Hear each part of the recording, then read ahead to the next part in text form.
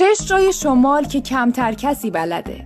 اولیش گلدیانه. هر کی رفته گفته اینجا سوئیس ایرانه. این برکه‌ای که میبینی تو دل کوهه و با 1 ساعت پیاده روی بهش میرسی. دومی لوکیشن محبوب سلبریتی هاست. استخرگاه با کارت پستال مو نمیزنه و جون میده برای عکاسی. سومین لوکیشن رویایی حاصل زلزله رودباره.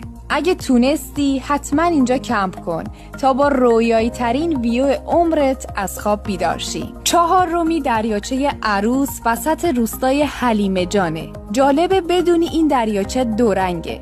قبل از ظهر به رنگ جنگل و بعد از ظهر مثل آسمون آبی میشه. 5می خفن‌ترین لوکیشن رودبار دورفکه. اینجا که میری یه اقیانوس ابر زیر پاته. 6می سیدشته. سرسبزترین لوکیشن زندگیت رو میتونی اینجا ببینی. حالا یه